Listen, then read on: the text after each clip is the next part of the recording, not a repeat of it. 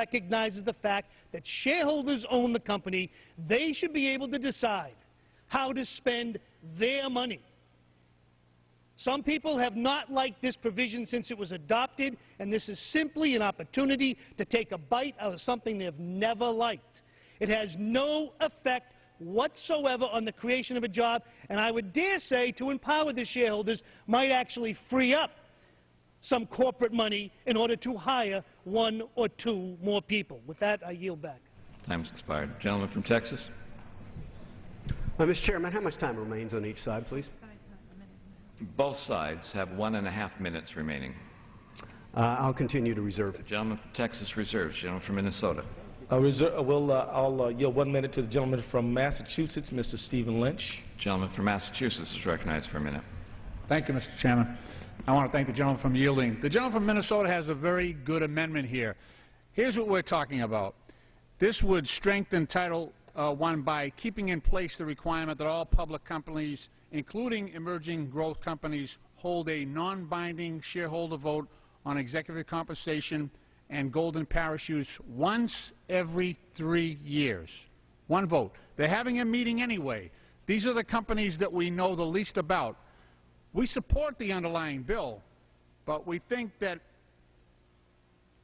requiring a non-binding vote once every 3 years is good for the shareholders. The question is, will this inhibit the operation of these emerging growth companies? No, it will not. And I think the gentleman from Minnesota has a great amendment here. These are the companies we know the least about. They have the shortest track record. These shareholders and investors are taking a leap of faith, and this would allow them to have a vote on the CEO salaries and also golden parachutes. So I ask them to support the amendment. Thank you. I yield back. Gentleman's time has expired. Gentleman from Texas. Mr. Chairman, at this time I'll yield the balance of our time to the gentleman from Tennessee, Mr. Fincher. Gentleman from Tennessee is recognized for 1.5 minutes. Thank you, Mr. Chairman, and thank the gentleman from Texas for yielding. The SEC already provides smaller reporting companies with an additional year to comply with executive compensation disclosure and say-on-pay vote compliance. This bill would simply extend the exemption to emerging growth companies during the on-ramp period. They would still disclose compensation arrangements to shareholders in the same way that the SEC requires for smaller reporting companies. We think forcing shareholder votes on internal issues such as compensation levels, risk, undermining the emerging growth company's ability to exercise independent judgment on behalf of all the corporation's shareholders. The bottom line here is that we must spare emerging growth companies from the costly litigation that could result if an emerging growth company's board of directors reject or refuse to abide by the results of the shareholder vote. And just remind all of my colleagues, the President is supporting this jobs bill, and we think this is something that will really, really put Americans back to work. And with that, I yield back the balance of my time. Gentleman yields back the balance of his time. Gentleman from Minnesota actually has 30 seconds. Gentleman from Texas actually has 15 seconds remaining if he chooses to use it. Gentleman from Minnesota. I'll reserve my 15 seconds. Mr. Speaker, we're talking about a vote once a year, probably at the annual meeting, probably take a sum total of a few seconds, and my friends on the other side of the aisle don't want to at least agree to this small thing that empowers investors and shareholders and puts them in the position to be good stewards of the company that they own. Now, you would think that we could come together on something like this, but when you want to stand up for the highest, most grotesque and egregious executive pay imaginable, then of course you're going to say no. In 2010, a median pay for CEOs at large corporations is $11 million. It's time to get some pay, some say on pay. Gentleman from Texas. Mr. Chairman, every single regulation imposes some type of financial burden on a company that cannot be used to create a job. If this was a concern, why don't we find it listed in the Statement of Administration Policy? It's not a concern of the President. Let's work together and pass this bill. I yield back the balance. All time having expired. The question is on the amendment offered by the gentleman from Minnesota. Those in favor say aye. Aye. Those opposed say nay. 3-3, huh? Opinion of the chair, the nays have it. Well, we'd like to request a recorded vote. Pursuant to Clause 6 of the Rule 18, further proceedings on the amendment offered by the gentleman from Minnesota will be postponed. It's now in order to consider Amendment 6, printed in House Report 112-409. For what purpose does the gentlewoman from California seek recognition? I have an amendment at the desk. Clerk will designate the amendment.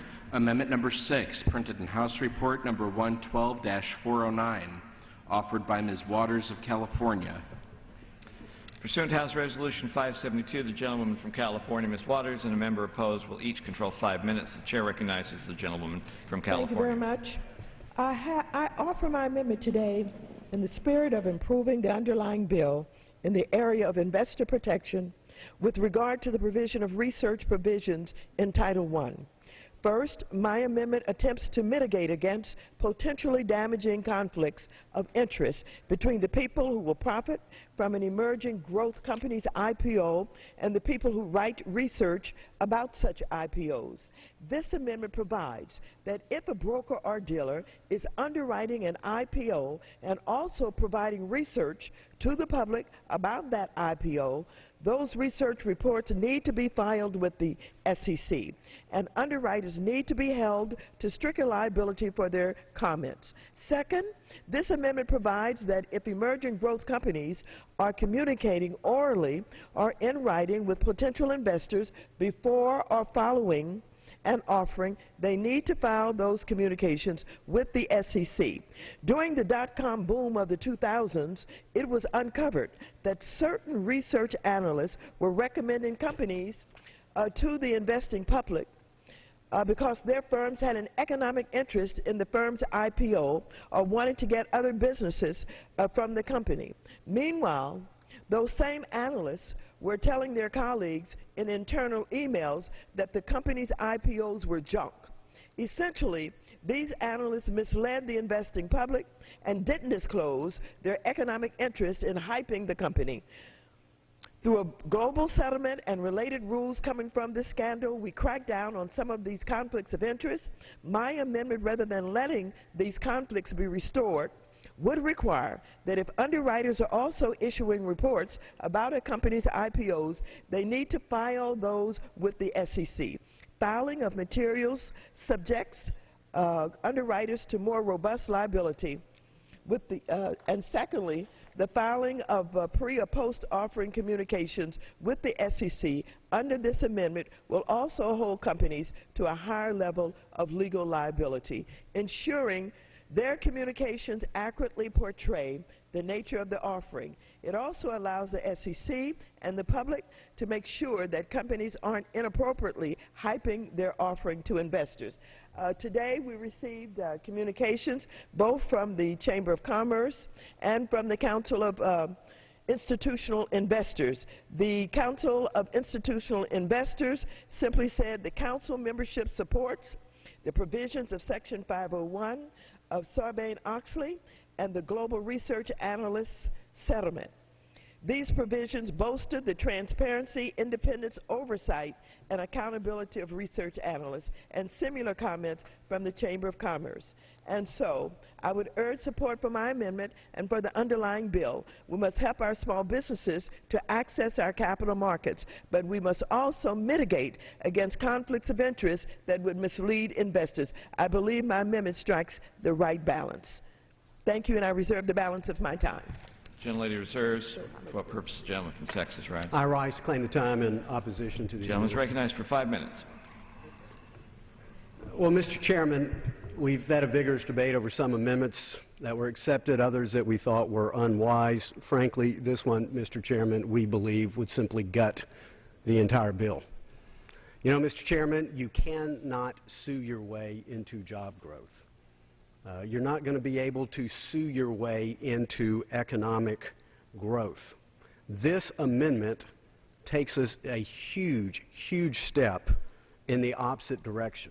The practical impact of the amendment from the gentlelady from California is to essentially squash any of the reporting that would take place on these emerging growth companies for imposing the prospectus level of liability imputed to the communications of the research reports. I mean, in order to get on to this IPO on-ramp, in order for the small growth companies to access our equity markets, there has to be the research which is published. And without it, the accredited investors will probably never know of the existence of the companies in the first place. And I would point out that many of the concerns should have already been addressed. Number one, all these emerging growth companies are still liable for the Global Research Analyst Settlement of 2003, which established a comprehensive set of rules that sever the link between investment banking and research activities. Section 501 of Sarbanes-Oxley, which requires the research analyst and broker-dealers to disclose all potential conflicts of interest. Regulation AC, stock exchange listing standards, FINRA codes of conduct, and the list goes on and on and on. And so, again, Mr. Chairman, to add yet another level of liability, one that we are told would simply have an incredibly dampening impact on the existence of these research reports, for all intents and purposes, this would simply gut the bill. I suppose it would be an early evening in the House if we accepted it, but everything that members of both sides of the aisle have worked for would be for naught. And again, if this was a concern of the administration, why wasn't it listed in their statement of administration policy where they always list their concerns? And so the President would like to see this passed. We would like to see it passed. There's bipartisan support in the Senate. I would urge a strong rejection of this amendment, and I reserve the balance of my time. Gentleman reserves. Gentlelady from California. May I inquire as to how much time I have left? Gentleman from California has 1.5 minutes. Gentleman from Texas has 2 minutes remaining. I yield the balance of my time to Mr. Capuano. Gentleman from Massachusetts is recognized for a minute and a half. Thank the gentleman for yielding. Mr. Speaker, I don't know if I'm going to use the whole thing, but this must be bizarro Congress, because I'm about to agree with the Chamber of Commerce, and I've been listening to my colleagues on the other side claiming that they're with the President on this one. Something must be wrong. Now, the Chamber of Commerce has raised the exact same issues that we're raising with this amendment. This amendment doesn't kill this bill. It simply says if you're going to give information to a handful of people, you have to file with the SEC. And you have to stand by that information as being legitimate, honest information. That's really all it says. It says it in technical terms, but that's all it says. And by the way, I guess I need to be clear, we don't necessarily agree with everything the Chamber says, even on this amendment. They just raised the same issue. And I'd like to be clear that no one has since stated, but even the President himself would like to see some amendments to this bill, and I presume some of them will be passed in the Senate, and hopefully when they are, people like me will be a lot more supportive when it comes back. I just thought it was important to point out I'm not with the Chamber very often. When I am, I think that's worthy of note. Thank you, Mr. Chairman, and yield back. The gentleman yields back. The gentleman from California actually has 15 seconds remaining. To the gentleman, time goes to the gentleman from Texas, though. I continue to reserve. Gentleman from Texas reserves. Gentlelady from California. Thank you very much. I join with Mr. Capuano in saying that we don't normally agree with the Chamber of Commerce. As a matter of fact, that this may be the first time that I've agreed with the Chamber of Commerce. But you have also the Council of Institutional Investors that are warning us about this research problem that we have unless we clear it up. Gentlelady's time has expired. The gentleman from Texas. May I inquire of the Chair how much time I have remaining? 2 minutes. 10 minutes. In that case, I will yield 1 minute to the gentleman from Arizona, Mr. Schweikert. Gentleman from Arizona is recognized for a minute. Thank you, Mr. Chairman, and thank you to the gentleman from Texas. First off, I actually think I have the letter here from the Chamber of Commerce, and I'm trying to find what has been discussed here. I thought I saw something come across where after 3 years they were willing to look at it, but that would be an interesting one to find. But this is a classic case of an amendment that I believe the law of unintended consequences is potentially just devastating. You know, how many times around here, particularly in the Financial Services Committee, do we have the discussion of what's the best regulator? It's information. And yet you're running an amendment here that basically will destroy information because of the liability. That liability will make it so you're not going to do the research. You're not going to cover the stock. And if you read the amendment, I fear it may be so broad. Does it cover someone that does a detailed investment newsletter? I mean, what level does it ultimately cover? So, Mr. Chairman, I'm going to yield back my time here, but I believe the law of unintended consequences here is very dangerous. Time has expired. Jump from Texas. The gentlelady's time has expired, Gentlelady's time has expired. You have 1 minute left. At this time, I would like to yield the balance of our time to the chairman of the Capital Markets Subcommittee, the gentleman from New Jersey, Mr. Gerald. The gentleman from New Jersey is recognized for a minute. And I thank the chairman. And as we indicate, the president supports the underlying legislation, and the gentleman indicated that he may be looking for some amendments to the bill, but I would assume, quite candidly, he would not be looking for this amendment. As the gentleman from Arizona very aptly points out, what we're trying to do is to facilitate the expansion and growth by the small companies. And how do we do that? Well, as the gentleman from Arizona says, rightfully so, by the expansion of information. Now, this information can and should get out there, but at the end of the day, we want to make sure that the liability that is imposed on the dissemination of information is not so grave and dangerous to it that you would basically supplement and with this an overarching desire to destroy the overall purpose of the legislation. And you do that, unfortunately, with this amendment. Why so? At the end of the day, you will get the same protections that you're looking for here, I think, in the sense that there will be strict liability imposed where? On the prospectus. So if you are the investor in instance, and you are trying to decide whether you're going to go and invest in this new company or not, the information that you'll be looking for will be where? In the prospectus. And the strict liability standard will be imposed at that period of time. You do not want to impose that liability as you lead up to this situation with the other information that is going out by outside research analysts. Time is and with that, I will respectfully oppose the amendment. All time having expired, the question is on the amendment offered by the gentlewoman from California. Those in favor say aye. Those opposed say nay. No.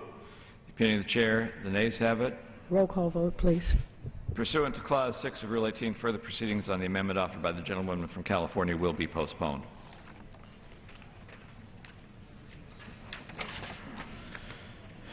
It is now in order to consider Amendment Number 7, printed in House Report 112-409.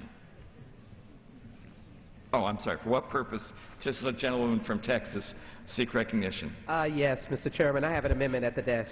The clerk will designate the amendment. Amendment number 7, printed in House Report number 112-409, offered by Ms. Jackson Lee of Texas. Pursuant to House Resolution 572, the gentlewoman from Texas, Ms. Jackson Lee, and a member opposed will each control 5 minutes. The chair recognizes the gentlewoman from Texas. I thank the chairman very much, and I started my earlier discussion with a previous amendment by suggesting that our underlying premise or the goal should be to reduce the deficit is to put America back to work.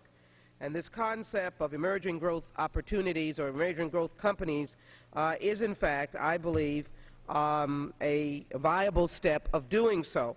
I do want to remind my colleagues, again, that overall business investment is growing. Corporate profits are up, as are investments in equipment and software. Exports have been a source of strength.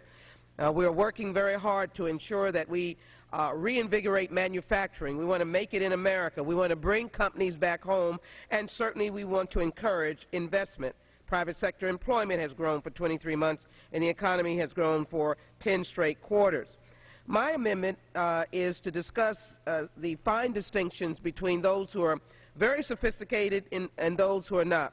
My amendment narrows the permissible exemption to allow oral or written communications with potential investors who are qualified institutional investors, but omits accredited investors from this exemption. in the name of investor protection. That is simply to say that we know that the accredited investors are less, if you will,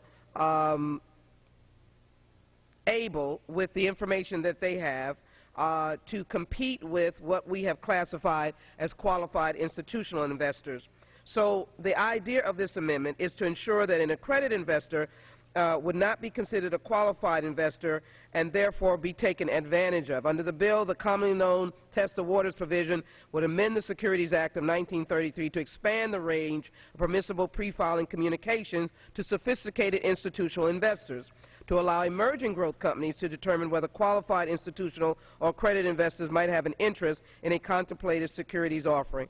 Mine is a simple amendment simply being concerned about the accredited investors and whether or not there is the equal playing field alongside of the qualified institutional investors, which you would expect would have far more sophistication in making determinations about investment.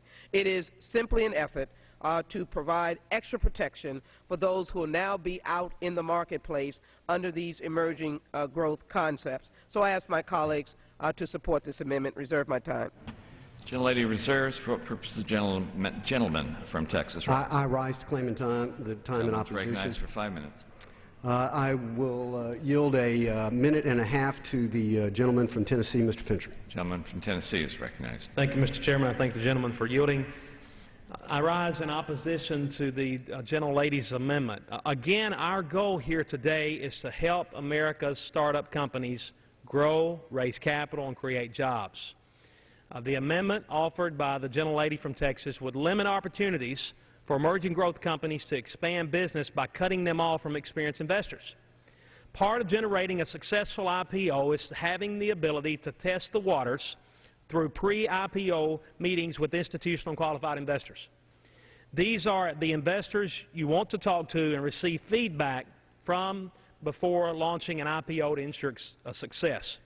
If a company learns that there's a good chance it will have a successful IPO, it would be less likely to choose a merger and acquisition path, which often results in losing jobs and continue to grow organically and create jobs.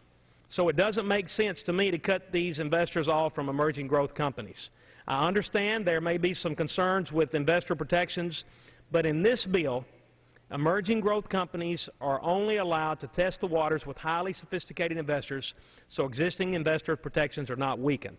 Therefore, I cannot support this bill, and I reserve the balance of our time. Gentleman yields back.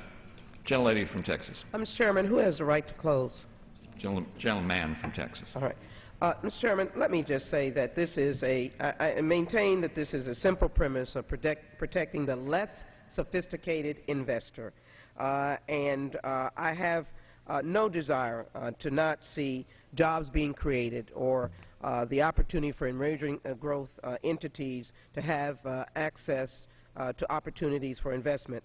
It is quite clear that qualified institutional investors are far more sophisticated than the accredited investors' status. And so I can't get clearer than that, trying to make sure that we protect those. And as we noted for the Democrats who served on the Financial Services Committee, they made certain statements, if you would, to assure that we have the greatest amount of protection for those who we want to see having greater opportunities. So with that, Mr.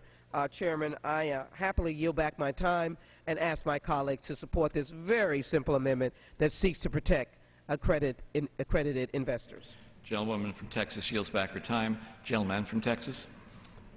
Mr. Chairman, I'd like to yield 2 minutes to 1 minute. 1 minute to the gentleman from New Jersey, the chairman of the Capital Markets Subcommittee, Mr. Garrett. Gentleman's recognized for 1 minute. I can go on for 2 minutes, too. So, the premise of the legislation is what? As we said before, to try to encourage the smaller growth companies to be able to develop their businesses and to go on and to eventually to go public. In light of the last conversation we had on the last amendment, we said how do we sophisticate doing that? We do that by exchanging information out there to the public, to be able to share the information from research analysts and the like. Eventually, as we pointed out in the last bit of amendment. We said that eventually, at the end of the day, you get to a prospectus where strict liability would occur, and so that the investor would have the adequate information to do so, and they would also have the liability protection afforded to them that you have with a prospective. All well and good. Now we come to this amendment, and I have to scratch my head to understand exactly what the proponent of the legislation is trying to do here. Her last comments is that we want to protect who? Well, the less sophisticated investor. Okay, well, let's take a look at that. What are we dealing with here? What we're dealing with here with striking the language that will allow an emerging growth company underwriter to communicate, and now I'll take that exact last minute. An additional 30 seconds. To deal with institutions that are accredited investors. Who is it that sets the standards for accredited investors? The SEC. So if your concern is that the level of accredited investors is not sophisticated enough to deal with the purchase of these investments, then your complaint is not with this underlying legislation. Your concern should be directed to who? The entity that sets the standards for that, the SEC. This legislation basically says that these people who should be involved here are accredited, set by the SEC. They therefore, by definition, are sophisticated investors, and that's why I would oppose the amendment. Thank you. Two. Gentleman from Texas. How much time do I have remaining? 2 minutes. I'm sorry? 2 minutes remaining. At this time, I will yield a minute and a half to the gentleman from Arizona, Mr. Schweikert. Gentleman from Arizona is recognized. Thank you, Mr. Chairman. This is also one of those, because my understanding is the way the amendment is drafted is this would basically say that an emergent growth company would be prohibited from communicating with an accredited investors. Okay. Do we all know, I think the current definition for an accredited investor is $1 million net worth, not counting your residence, a couple $100,000 income for, I think, 3 years running. And now we're telling an emerging growth company that that's the population that you're not allowed to talk to?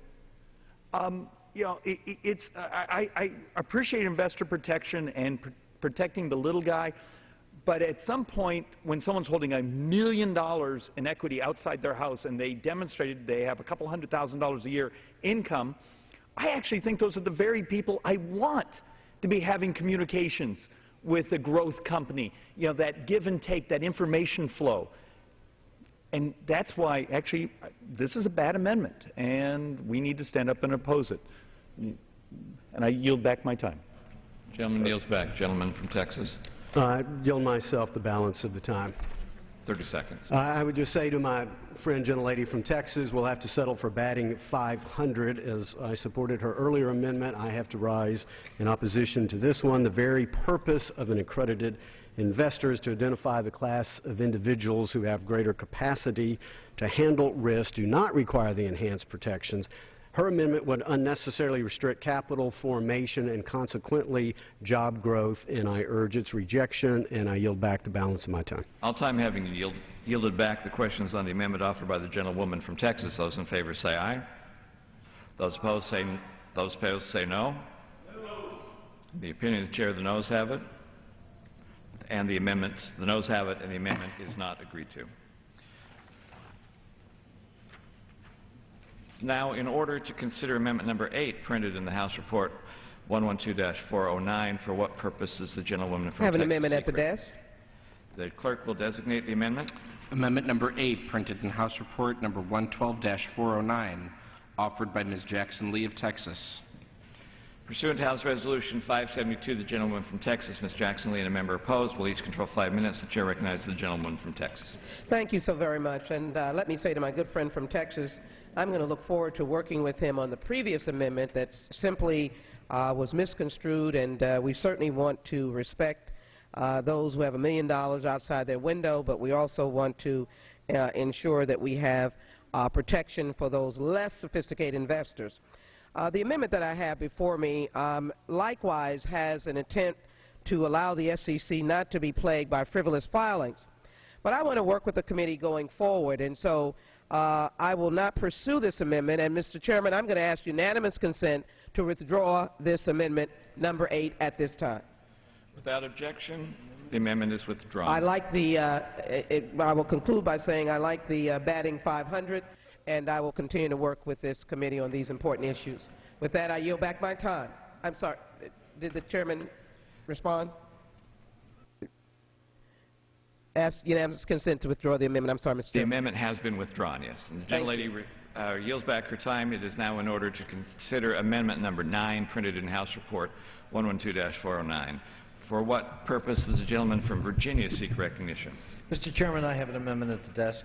The clerk will designate the amendment. Amendment number 9, printed in House Report number 112-409, offered by Mr. Connolly of Virginia. Pursuant to House Resolution 572, the gentleman from Virginia, Mr. Connolly, and a member opposed will each control 5 minutes. The chair recognizes the gentleman from Virginia. Thank you, Mr. Chairman. This important amendment will help small and emerging growth businesses address a significant cost they incur, the rising price of gasoline. According to the National Federation of Independent Businesses, 10% of businesses say energy costs are their single largest. 25% cite it as the second or third largest. Although some argue for increased domestic drilling, at best it will take 5 years before new supplies are brought to market and have any effect on the current price of gasoline. Meanwhile, oil companies are producing more oil in America right now than at any point in the last 8 years.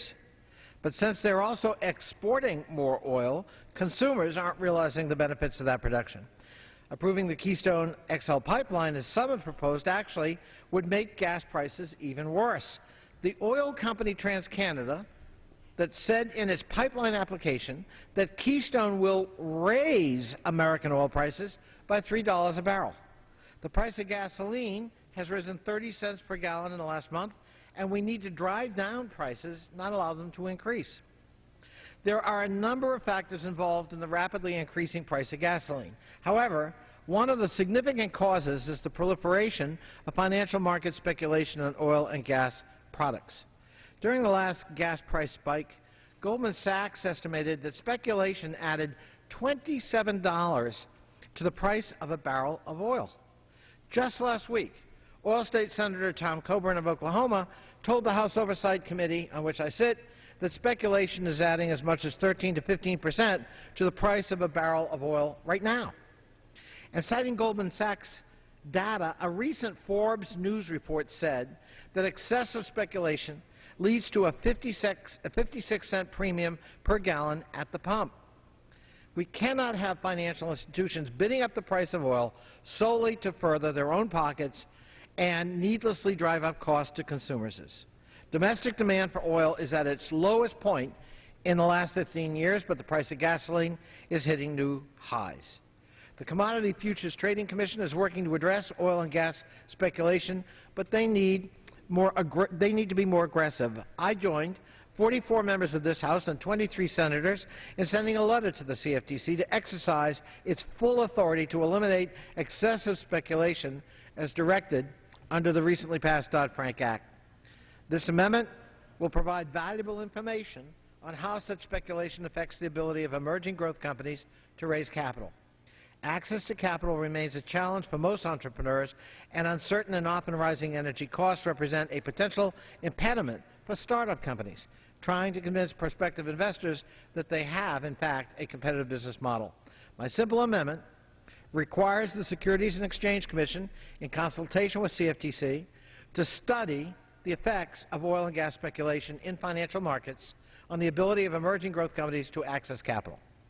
This will enable the CFTC to better address such speculation and to better protect the ability of American entrepreneurs to raise the capital necessary to innovate and succeed in the competitive global market. I urge my colleagues to join me in this simple effort to study the excessive speculation and hopefully reduce energy costs on American innovators and consumers. And with that, I reserve the balance of my time. Gentleman reserves. For what purpose? The gentleman from Texas, rise. I rise to claim the time in opposition. The gentleman is recognized for 5 minutes. Well, thank you, Mr. Chairman. I have some good news for the gentleman from Virginia. The very issue that he cares to study has already been studied. In January of 2011, Democrat CFTC Commissioner Michael Dunn has said, quote, To date, CFTC staff has been unable to find any reliable economic analysis to support either the contention that excessive speculation is affecting the markets we regulate or that position limits will prevent excessive speculation. With such lack of concrete evidence, my fear at best is position limits are a cure for a disease that does not exist, or worse, a placebo for one that does. A similar study has been conducted by the Federal Trade Commission. Mr. Chairman, if we're going to be in the business of conducting studies, perhaps we should study why this administration has had over 3 years to study the Keystone Pipeline and still refuses to allow more energy to come to America for Americans. Now, apparently, in a reversal, the President has decided that if the energy can hitchhike from Canada successfully to the Red River, the northern border of Texas, he'll allow it to get to the refineries on the Gulf Coast. Otherwise, no energy. Shouldn't, on the road to American energy independence, we ought to at least go through the road of North American energy independence? And these are 20,000 shovel-ready jobs, and I know the administration gets confused at what is a shovel-ready job, but 20,000 shovel-ready jobs, and yet it's rejected by this administration. Why? Well, because this is an administration that has essentially declared war on carbon-based industry, thus is trying to increase prices of energy for small businesses, for struggling American families, for hardworking taxpayers. Please don't take my word for it. Take the word of the Secretary of Energy, Stephen Chu. Quote, somehow we have to figure out how to boost the price of gasoline to the levels of Europe. Well, again, I've got good news for the administration. They're doing a wonderful job. They have us on the road to increasing energy levels to the price of Europe, and the consequent unemployment that goes with it, and the consequence of having the fewest business startups in almost 2 complete decades. So the matter that the gentleman cares to study has already been studied. It has already been studied. And I also recall a time that these people were called investors, and we actually welcomed them into the market. I suspect that it is fear of this administration's energy policies that is causing these prices to skyrocket even further. As bad as they are today, people know they're going to be even worse. And so I would urge a rejection of this amendment that takes this bill in the complete opposite direction that it needs to be going. I reserve the balance of my time. Gentleman reserves. Gentleman. I would inquire of the Chair how much time is left on our side. Both sides have 1.5 minutes remaining. Thank you. You're recognized. Thank you, Mr. Chairman. Well, I'm saddened, but of course not surprised that my friend on the other side would not want a simple amendment to study the effect of oil speculation on the price of oil, because it doesn't fit the political narrative.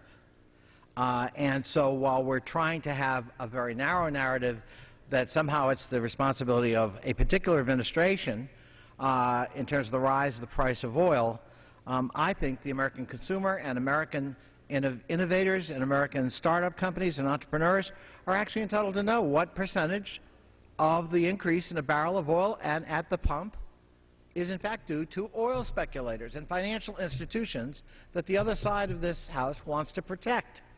With respect to the Keystone Pipeline, with all due respect to my colleague, it's 5,000 jobs, not 20,000 shovel-ready jobs. The Washington Post did an exhaustive study of the number of jobs that would be created, and they were all temporary. At most, 50 to 60 permanent jobs would be created. And the other thing my friends on the other side of the aisle don't want to talk about Keystone is that almost all of that oil is going to go to Port Arthur, Texas for export, not for domestic consumption. And if my friends on the other side of the aisle want to contend otherwise, then let's support an amendment right here and now that says all of that oil, that pipeline can be produced and built so long as all of that oil is for domestic consumption. And with that, I yield back, Mr. Chairman. Gentleman shield back. The gentleman from Texas. How much time do I have? 1.5 minutes. 1.5 minutes. In that case, I will yield 1 minute to the gentleman from Tennessee, Mr. Fincher. Gentleman from Tennessee is recognized. Thank you, Mr. Chairman. Thank the gentleman from Texas. It seems like the gentleman's amendment is trying to confuse the recent sharp rise in gas prices with the purpose of this bill. which is to provide emerging growth companies with a temporary break from costly compliance burdens. It's true that gas prices have been going up, but emerging growth companies are not to blame.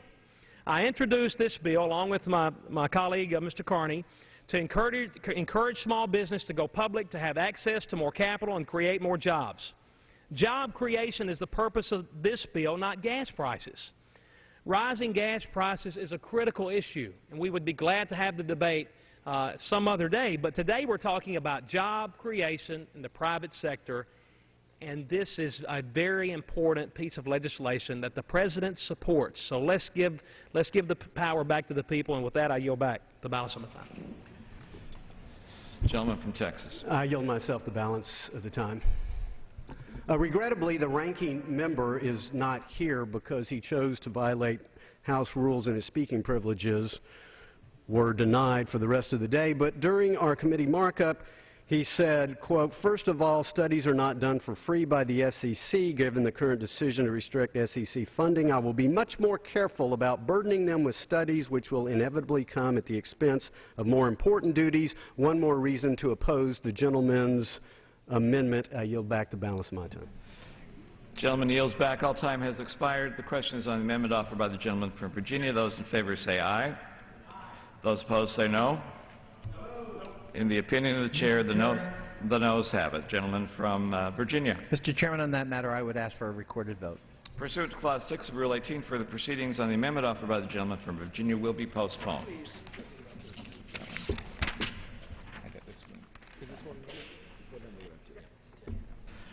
It is now in order to consider Amendment Number 10, printed in House Report 112-409. For what purpose does the gentleman from California seek recognition? Mr. Chairman, I have an amendment at the desk. Clerk will designate the amendment. Amendment Number 10, printed in House Report Number 112-409, offered by Mr. McCarthy of California. Pursuant to the House Resolution 572, the gentleman from California, Mr. McCarthy, and a member opposed, each will control 5 minutes. The chair recognizes the gentleman from California. Thank you, Mr. Chairman. This amendment is designed to make several small changes to make sure Regulation D, Rule 506 provision in this bill meets its original intent. In consultation with the Securities and Exchange Commission and our friends on the other side of the aisle, we identified several areas where the language in the bill could have had some unintended consequences that may have limited the effectiveness of the provision or expanded its reach beyond what we originally intended. This amendment does three things. Clarifies that general advertising provision should only apply to Regulation D, Rule 506 of the securities offering. Protects investors by allowing for general advertising in the secondary sale of these securities so long as only qualified institutional buyers purchase the securities. Provides consistency in the interpretation for regulators that general advertising should not cause these private offerings to be considered public offerings. Our goal with this amendment to ensure that more small businesses have the opportunity to find the investors they need while preserving investors' protections. Mr. Chairman, and many people know on this floor, I created my first business at age 20. I was fortunate enough to be successful enough to pay my way through college. Mr. Chairman, if I look today, I don't know if I could start that same small business. Entrance to market is great, access to capital. What our goal to do in this bill and amendment is to expand that. And as we measure across America, the greatest growth we ever have is small business.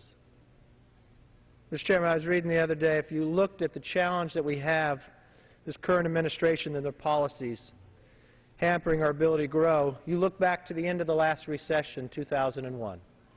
You look at the beginning of this recession in 2007, a lot of people in America say that was a time of growth in America from 2001 to 2007.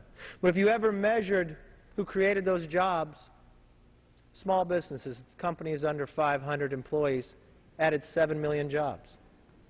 And 70% of those new 7 million jobs came from companies 5 years old or younger. But, Mr. Chairman, under this new administration, we're at an all-time low of new startups. So we're hopeful with this new legislation that that will all change. That the future will be brighter, small businesses will continue to grow, and we'll put America back on the right path. I reserve the balance of my time. Gentleman reserves. For what purpose does the gentleman rise? I rise to claim time in opposition, though I'm not opposed to the amendment. The gentleman is without objection recognized for 5 minutes. Thank you, Mr. Chairman. I'd like to first thank the gentleman from California for his amendment and for working with the minority party and the ranking member on the provisions of the amendment. I understand there's support for the amendment on this side of the aisle as well. But I would like to take a minute, if I could, or a couple minutes, to talk about the Waters Amendment, which was discussed a few minutes ago. Just to clarify a few points, if I may. Congresswoman Waters in committee raised the concerns about the way information was used during the dot-com boom in the early 2000s, and there were obviously some problems with that. But I think the record needs to be clear that under our bill, all analyst research for emerging growth companies will remain subject to certain provisions. They will be subject to the Global Research Analyst Settlement, which was a court settlement that resulted from the problems in the early 2000s. This settlement established a comprehensive set of rules that sever the link between investment banking and research activities at large banks. They will be subject to the Section 501 of Sarbanes-Oxley, which requires research analysts and broker-dealers to disclose all potential conflicts of interest in research reports. They will be subject to Regulation AC, which requires research analysts to personally certify that the views expressed in research reports accurately reflect the research analyst's personal views about the securities, and to disclose whether research analysts were compensated in connection with specific recommendations. And they would still be subject to stock exchange listing standards. The point is that the protections against these conflicts that the gentlelady from California is concerned about are preserved under our bill, and we would argue that the amendment is not necessary. In fact, what the amendment would do is it would take away what we think is an advantage to our legislation, which is research that would be available on small emerging growth companies, which are not covered currently by certain of these regulations. So I'd like to just ask my colleagues on both sides of the aisle. Obviously, the amendment failed on a voice vote, and I would ask, as the amendment goes to a recorded vote, that my colleagues keep in mind that these protections still exist for investors. And with that, I yield back the balance of my time. Gentleman yields back. Gentleman from California. Mr. Chairman, I urge adoption of the amendment and yield back the balance of my time. All time having yielded back the questions on the amendment offered by the gentleman from California. Those in favor say aye. Those opposed say no. The opinion of the chair, the ayes have it. The amendment is agreed to.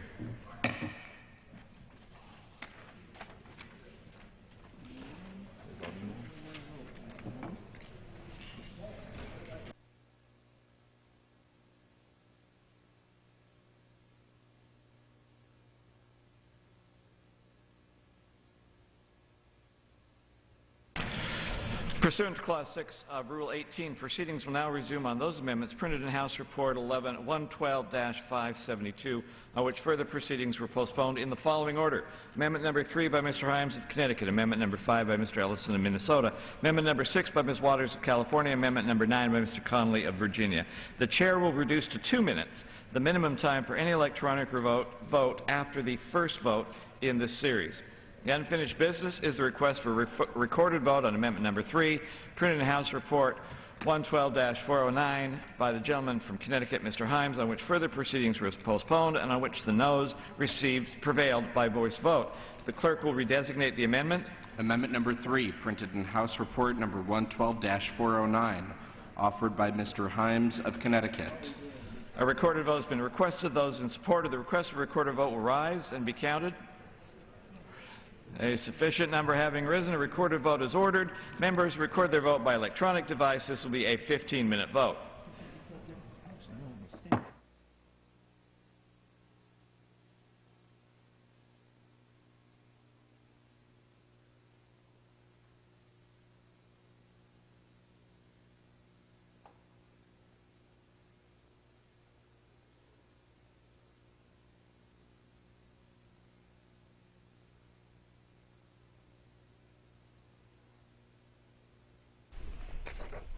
The House this afternoon has had under consideration a bill that deals with regulations for startup companies, a bill to improve access to entrepreneurial capital. They've been considering a number of amendments and breaking here to vote on several of those, including one by Representative Jim Himes of Connecticut, one of the sponsors of the bill, an amendment that would change the definition of an emerging growth company. This is a 15-minute vote, and a number of other votes are expected as well. The House will likely not finish work on this bill this afternoon. Earlier today, they passed by a vote of 255 to 154 a bill that would expand the development of hydroelectric power facilities in the U.S. Also earlier today on the House floor, a bit of a back and forth between Representative Barney Frank and Jeb Hensarling of Texas. In the initial general debate on this bill that we're observing now, there was an objection made by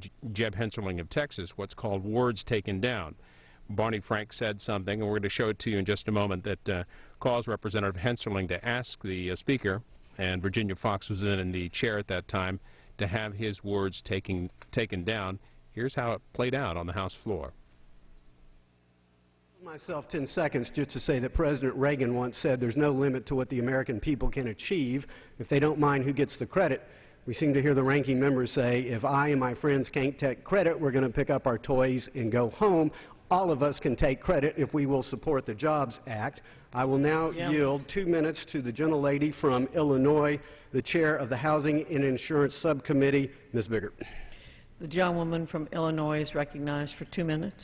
I thank the gentleman for yielding me the time. And Madam Speaker, when it comes to promoting economic growth, no government program is as effective as the old-fashioned drive and ingenuity of the hard-working American people.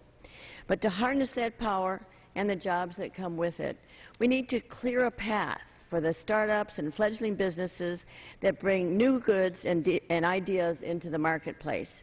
That's the purpose of the Jobs Act. This jobs package includes several bills that I had the opportunity to work on closely with my colleagues on the House Financial Services Committee.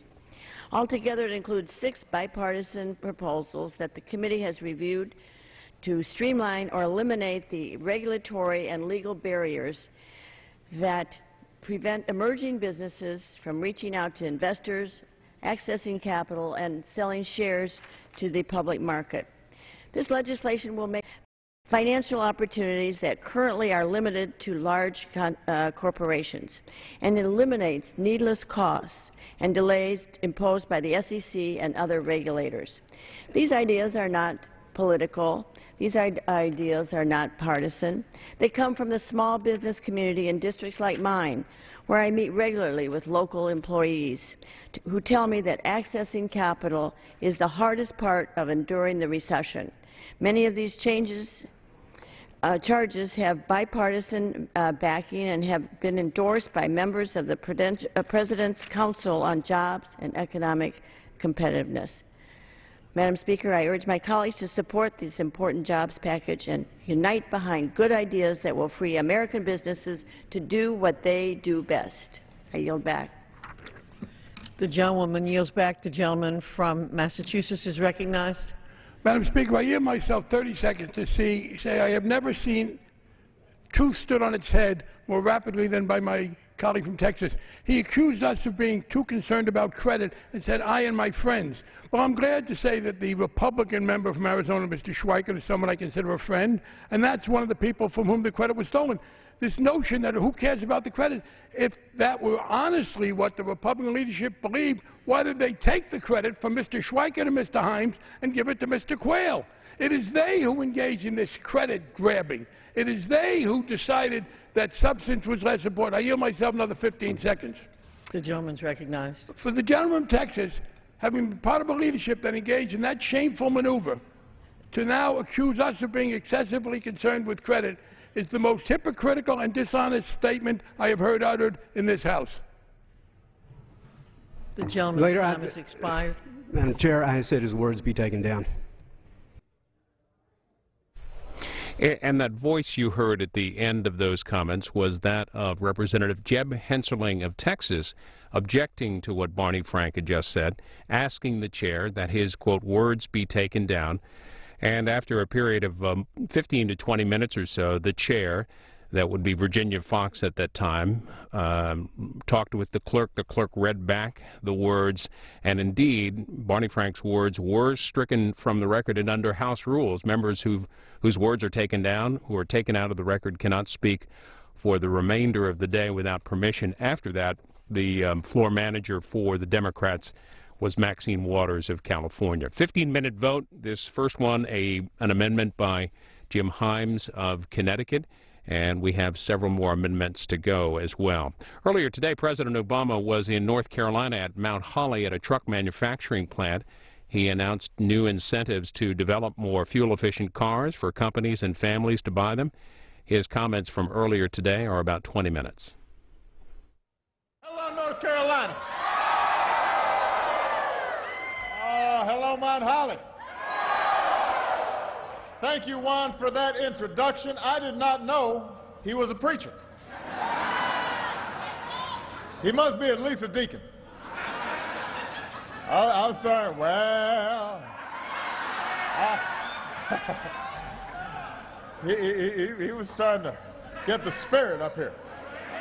I'm going to take Juan on the road to introduce me everywhere. Can I hear an amen? Amen. I want to thank Mark Hernandez, Ricky McDowell, and Mark Dom for hosting us and being such great tour guides. Thank you so much, everybody. Give them a big round of applause. We've got a few outstanding North Carolinians in the House. You've got your governor, Bev Perdue, is here. Your mayors, Brian Huff and Anthony Fox, are here. Two outstanding congressmen, Mel Watt and Heath Schuler, are here. Thank you all for being here. It is good to be in North Carolina. Anthony Fox pointed out that I decided to wear a tie that could be a Tar Heel.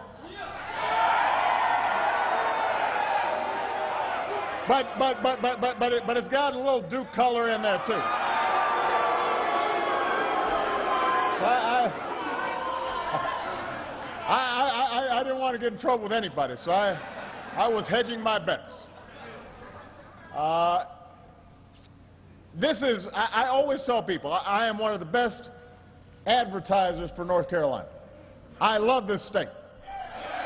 Love this state. Everybody here is so nice, so welcoming. Even the folks who don't vote for me, they're nice to me. They usually wave 5 fingers.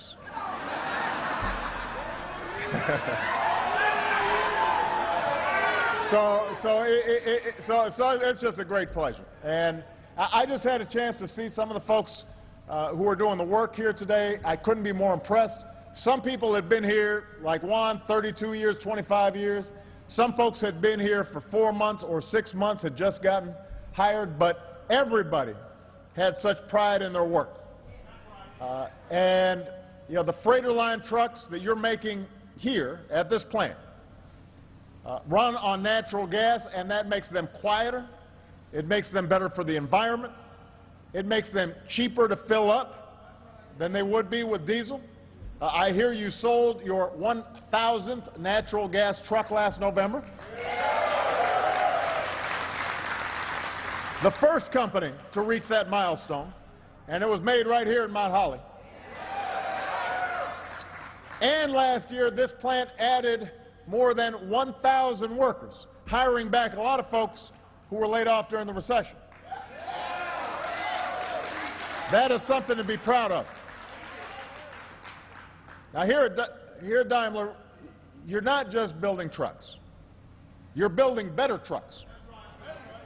You're building trucks that use less oil. And you know that's especially important right now because most of you have probably filled up your gas tank a time or two in the last week. And you've seen how quickly the price of gas is going up. A lot of you may have to drive a distance to work. Higher gas prices are like a tax straight out of your paycheck. And for companies that operate a whole fleet of trucks, the higher costs can make a big difference in terms of the profitability of the company. Now, here's the thing, though. This is not the first time we've seen gas prices spike.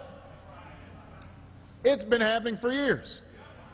Every year about this time, gas starts spiking up, and everybody starts wondering how high is it going to go. And every year, politicians start talking when gas prices go up. They get out on the campaign trail, and you and I both know there are no quick fixes to this problem. But listening to them, you'd think there were. As a country that has 2% of the world's oil reserves, but uses 20% of the world's oil, I'm going to repeat that. We've got 2% of the world oil reserves. We use 20%. What that means is, as much as we're doing to increase oil production, we're not going to be able to just drill our way out of the problem of high gas prices. Anybody who tells you otherwise either doesn't know what they're talking about or they aren't telling you the truth. Here is the truth. If we are going to control our energy future, then we've got to have an all-of-the-above strategy. We've got to develop every source of American energy, not just oil and gas, but wind power and solar power, nuclear power, biofuels. We need to invest in the technology that will help us use less oil in our cars and our trucks, in our buildings, in our factories. That's the only solution to the challenge, because as we start using less, that lowers the demand, prices come down. It's pretty straightforward.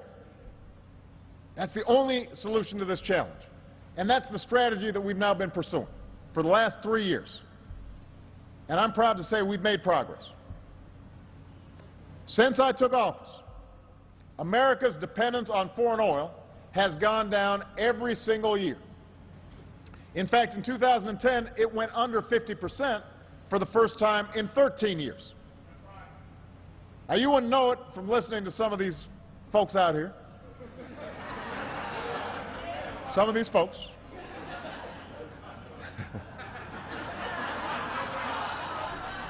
But a key part of our energy strategy has been to increase safe, responsible oil production here at home. Under my administration, America's producing more oil today than any time in the last 8 years. Under my administration, we've quadrupled the number of operating oil rigs to a record high. We've got more oil rigs operating now than we've ever seen. We've opened up millions of new acres for oil and gas exploration. We've approved more than 400 drilling permits that follow new safety standards after we had that mess down in the Gulf. We're approving dozens of new pipelines. We just announced that we'll do whatever we can to speed up construction of a pipeline in Oklahoma that's going to relieve a bottleneck and get more oil to the Gulf, to the refineries down there, and that's going to help create jobs, encourage more production. So these are the facts on oil production. If somebody tells you we're not producing enough oil, they just don't know the facts. But how much oil we produce here at home, because we only have 2% and we use 20, that's not going to set the price of gas worldwide or here in the United States. Oil is bought and sold on the world market. And the biggest thing that's causing the price of oil to rise right now is instability in the Middle East. You guys have been hearing about what's happening with Iran. There are other oil producers that are having problems. And so people have gotten uncertain. And when uncertainty increases, then sometimes you see speculation on Wall Street that drives up gas prices even more. But here's the thing. Over the long term, the biggest reason oil prices will go up is there's just growing demand in countries like China and India and Brazil. There are a lot of people there. In 2010 alone, China added nearly 10 million cars on its roads. Think about that. 2010, 10 million new cars. People in China folks in India, folks in Brazil, they're going to want cars too as their standard of living goes up. And that means more demand for oil, and that's going to kick up the price of oil worldwide. Those numbers are only going to get bigger over time. So what does that mean for us? It means we can't just keep on relying on the old ways of doing business. We can't just rely on fossil fuels from the last century. We've got to continually develop new sources of energy, and that's why we've made investments that have nearly doubled the use of clean, renewable energies in this country. And thousands of Americans have jobs because of it. It also means we've got to develop the resources that we have that are untapped, like natural gas. We're developing a near 100-year supply of natural gas, and that's something that we expect could support more than 600,000 jobs by the end of the decade. And that's why we've worked with the private sector to develop a high-tech car battery that costs half as much as other batteries and can go up to 300 miles on a single charge. Think about that. That'll save you some money at the pump. And that is why we are helping companies like this one right here and plants like this one right here to make more cars and trucks that use less oil. And when I ran for office, I went to Detroit and I gave a speech to automakers where I promised that I was going to raise fuel standards on our cars so that they go further on a gallon of gas. I said we should do the same thing on trucks. I have to tell you, when I said it, I didn't get a lot of applause in the room, because there was a time when automakers were resisting higher fuel standards, because change isn't easy. But you know what? After 3 decades of not doing anything, we got together with the oil companies. We got together with the unions. We got together with folks who usually do not see eye to eye, and we negotiated new fuel economy standards that are going to make sure our cars average nearly 55 miles per gallon by the middle of the next decade. That's nearly double what they get today. Nearly double. Now, because of these new standards for cars and trucks, they're all going to be able to go further and use less fuel every year. And that means pretty soon you'll be able to fill up your car every 2 weeks instead of every week. And over time, that saves you, a typical family, about $8,000 a year. You like that, don't you? $8,000, that's no joke. We can reduce our oil consumption by more than 12 billion barrels. And thanks to the super truck program that we've started with companies like this one, trucks will be able to save more than $15,000 in fuel costs every year. Think about that, $15,000. Looks like somebody might have fainted up here. If we got some of the EMS, somebody. Don't worry about, folks do this all the time in my meetings. I mean, you always got to eat before you stand for a long time. That's a little tip, but they'll be okay. Just make sure that, give them a little room. All right, everybody all right? Okay. So these trucks can save $15,000 every year. I want people to think about what that means for businesses, what it means for consumers. It is real progress, and it's happening because of American workers and American know-how. It's happening because of you. It's happening because of you.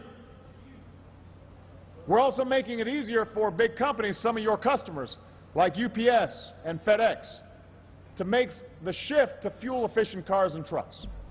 We call it the National Clean Fleets Partnership. And since we announced it last year, the number of companies that are taking part in it has tripled. And that means more customers for your trucks. We're creating more customers for your trucks. And I am proud to say that the federal government is leading by example.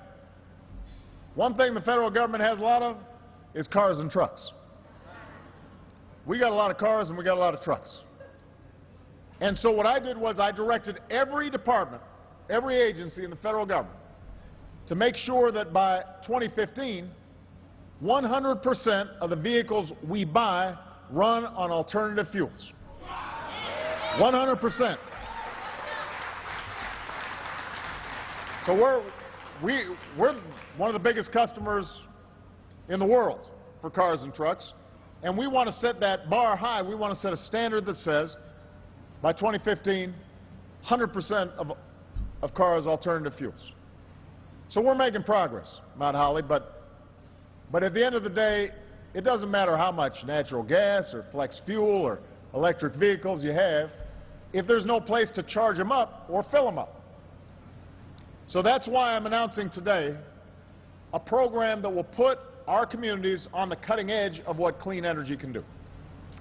To cities and towns all across the country, what we're going to say is, if you make a commitment to buy more advanced vehicles for your community, whether they run on electricity or biofuels or natural gas,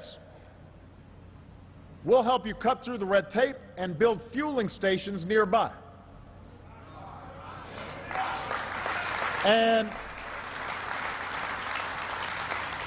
we'll offer tax breaks to families that buy these cars, companies that buy alternative fuel trucks, like the ones that are made right here at Mount Holly. So we're going to give communities across the country more of an incentive to make the shift to more energy-efficient cars. In fact, when I was up in New Hampshire, at Nashua, they had already converted all their dump trucks. They were in a process, because of this program, they were converting it to natural gas-driven trucks. This is something that we did in education. We called it Race to the Top. We said, we'll put in more money, but we want you to reform. We're going to give you an incentive to do things in a different way. And if we do the same thing with clean energy, we can save consumers money and we can make sure the economy is more secure. So we've got to keep investing in American-made energy, and we've got to keep investing in the vehicles that run on it. That's where our future is. And in order to continue this progress, we're going to have to make a choice. We've got to decide where our priorities are as a country. And that's up to all of you. And I'll give you an example. Right now, $4 billion of your tax dollars go straight to the oil industry every year. $4 billion in subsidies that other companies don't get. Now, keep in mind, these are some of the same companies that are making record profits every time you fill up your gas tank. We're giving them extra billions of dollars on top of near record profits that they're already making. Anybody think that's a good idea? No. Me neither. It doesn't make any sense. The American people have subsidized the oil industry long enough. They don't need the subsidies. It's time to end that taxpayer giveaway to an industry that's never been more profitable, invest in clean energy that's never been more promising. So I called on Congress to eliminate these subsidies right away. There's no excuse to wait any longer. And we should put every member of Congress on record.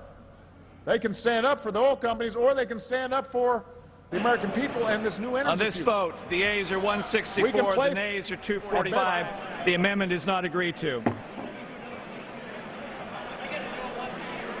The unfinished business is a request for a recorded vote on amendment number 5, printed in House Report 112-409 by the gentleman from Minnesota, Mr. Ellison, on which